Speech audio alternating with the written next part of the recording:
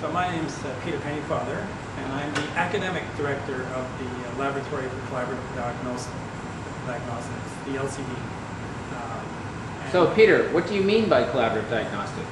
Well, Wes, the diagnosis is a statement of the nature of a condition. And you arrive at a diagnosis through implementing a diagnostic procedure. So diagnostics involves planning and delivering the services that allow you to arrive at a diagnosis. And since collaborative means working together, a collaborative diagnostics is planning and delivering a service that leads collaboratively to a diagnosis. It involves multiple devices, procedures, and individuals all working together to come up with this statement of a condition.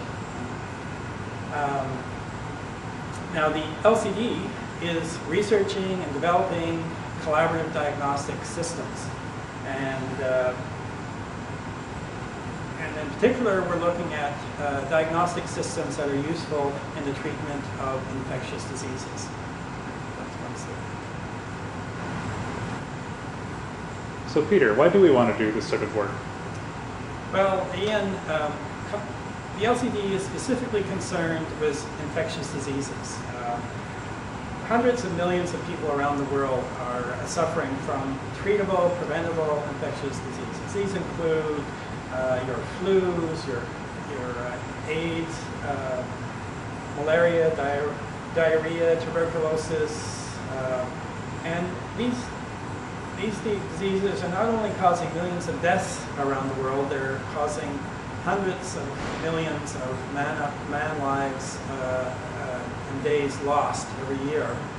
And in many parts of the world, 1/3 to 2/3 of children's death can be traced back to preventable infectious diseases.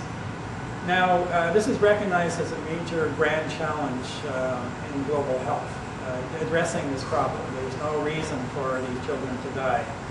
Now, the Bill and Melinda Gates Foundation has identified 14 major global health grand challenges, and we're addressing two of those. The two ones that we're looking at specifically are how to measure disease and health status accurately and economically anywhere. So that's Global Health Grand Challenge number 13. And Global Challenge number 14 is how to provide a means for assessing an individual for multiple conditions and pathogens at a point of care. If we address both of these issues, we'd be well along our way to preventing many of these diseases. So Peter, this sounds like a hugely complex problem. Well, Wes, you're right. It is a complex problem. But complexity is our business. Complexity can be made very simple, as anyone who's read all this complexity and chaos theory literature. But what complexity deals with is going from one stable point to another stable point. And the stable point we start with is there's a particular person, a particular time and place, who has some signs and symptoms. And in order to interpret that, we need to carry out diagnostic tests. And the other stable point where we want to achieve is that we've worked collaboratively to understand the causes of these signs and symptoms. Now, the way we're approaching this is by proposing certain design constraints. Design constraints that can guide the development of a collaborative diagnostic system. So we start off with what is a collaborative diagnostic system. And these should be transparent in terms of their composition, in terms of their operation, and in terms of the diagnostic information that's exchanged. Everything has to be transparent and accountable.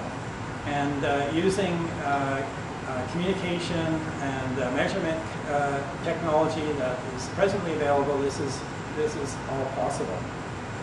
The components of a collaborative diagnostic system have to be flexible assemblies of interchangeable, rapidly swappable, inexpensive commodity products. So that's an essential design constraint if we want something that will be able to be delivered anywhere,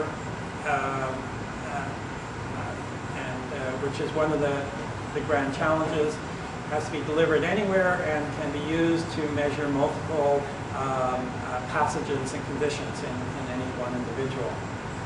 A third design constraint is that the data generated by these systems has to be annotated with respect to provenance and purpose and easily shared.